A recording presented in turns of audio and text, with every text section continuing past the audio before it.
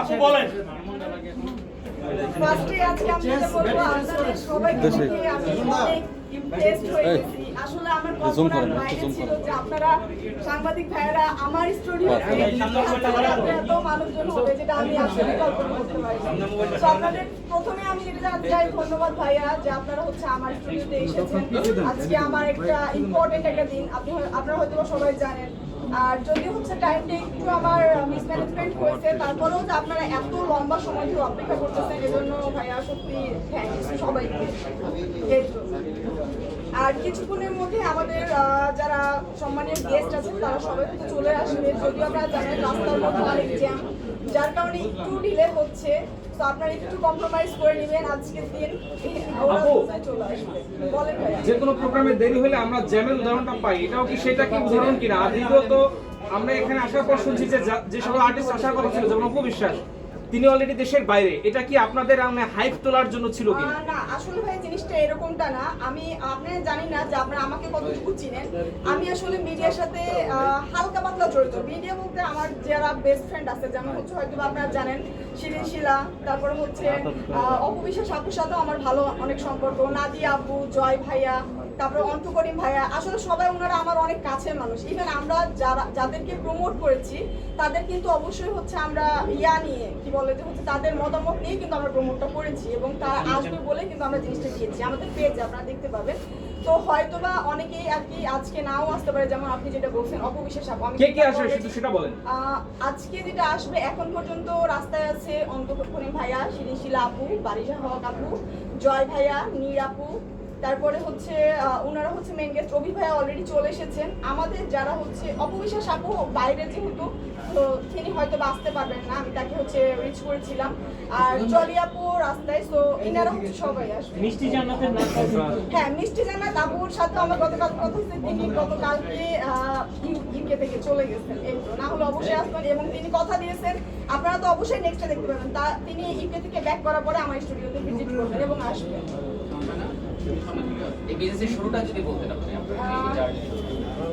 এই বিজনেসের শুরুটা আসলে মূলত আমার 2 বছর আগে। আমার অলরেডি আরেকটা ব্রাঞ্চ আছে আফতাবনগরে, আর এইটা হচ্ছে আমার নতুন একটা ব্রাঞ্চ দিলাম, এবং মেইন ব্রাঞ্চ। আমি জানি না আপনারা পুরোটা ভিজিট করেছেন কিনা, আপনারা কি দেখেছেন আমার পুরো ব্রাঞ্চটা? কেমন হয়েছে ভাইয়া? সুন্দর হয়েছে। আচ্ছা এই ব্রাঞ্চ, হ্যাঁ বলেন ভাইয়া। আমার একটা প্রশ্ন আছে। প্রশ্নটা হচ্ছে আজকে যারা আসার কথা ছিল আর্টিস্ট, সবাই তো কমিটেড ছিল আসবে, এক অপু বাদে, অপু দেশের বাইরে যেহেতু বলে, তারা যে মানে যারা আসবে না তারা তো তাদের কমিটমেন্টে রাখলো না। সেক্ষেত্রে আমরা কি এটা নিউজ তারা না প্লিজ নেগেটিভ কোনো কিছুই আমরা চাই না ভাই। ওনারা আসবে, ইভেন আমি একটু যাই আপনাকে জাস্ট ক্লিয়ার করি, ওনাদের সাথে ইভেন জিনিসটা এরকম লাগালে তাকে আমি পেমেন্ট দিয়ে নিয়ে আসতেছি। জিনিসটা হচ্ছে তাদের সবার সাথে আমার বন্ডিংটা অনেক ভালো। আপনি তাদের থেকে জিজ্ঞেস করতে পারবেন যে তাদের সাথে আমার বন্ডিংটা কেমন, অথবা আপনি চাইলে আমার প্রোফাইলটা চেক করতে পারবেন, তাদের সাথে র্যান্ডম উঠা বসে। সো ক্লোজ ভালোবাসার খাতিরে তারা আসলে আজকে আমাদের পাশে। তাহলে টাইম ম্যানেজমেন্টটা কি সেভাবে করা যেত কিনা? টাইম ম্যানেজমেন্টের ব্যাপারটা আসলে ভাই এক্সট্রিমলি সরি, হয়তো কারণ এটা আমরা দীর্ঘদিন ধরে ভুগছি, তো এইজন্য আর কি। সরি ভাইয়া, তবে ইনশাআল্লাহ হচ্ছে আমি নেক্সট টাইম মাথায় রাখবো এই ব্যাপারটা। Next question. আপনি তো জেনে শুনে ভুল করছেন।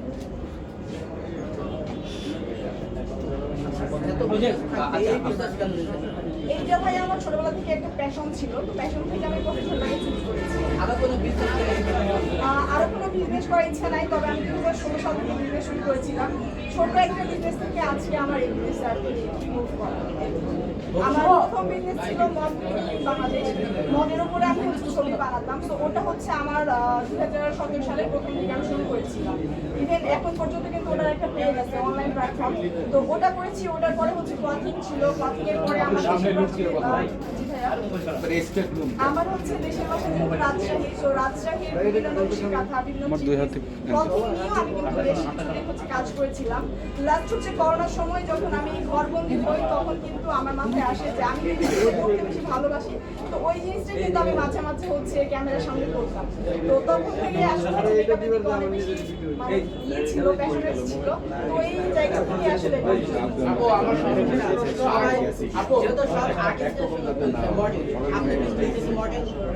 না আমি কখনোই নিজেকে মডেল দাবি করি না, এবং আমার মডেল বিন্দুমাত্র চিন্তা ভাবনা নাই। আমি একজন হচ্ছে উদ্যোক্তা, আমি আমার বিজনেস নিয়েই হচ্ছে খুশি থাকতে চাই, এবং এটা নিয়ে আমি সামনে আরো বড় কিছু করতে চাই। আপু সর্বশেষ আর কতক্ষণ অপেক্ষা করলে আর্টিস্টরা আসবে? ভাইয়া আসলে সত্যি কথা বলতে তারা সবাই রাস্তায় আমাকে লাস্ট পর্যন্ত ইভেন আমরা আসার পর থেকেই শুনছি এটা। পাঁচটার প্রোগ্রাম 7টা বেজে গেছে, এখন যদি রাস্তায় মানে আর কতক্ষণ লাগতে পারে আপনার ধারণা? আধা ঘন্টার মধ্যে হয়তো বা তারা চলে আসবে। আধা ঘন্টা অনেকক্ষণ ধরে বলা হচ্ছে। আধা ঘন্টা বলা হচ্ছে আর 1 ঘন্টা আগে থেকে। ভাইয়া, এক ঘন্টা আগে থেকে বলা হচ্ছে। টাইমটা একটু ঠিক আছে, আপনারা কি সবাই থাকবেন?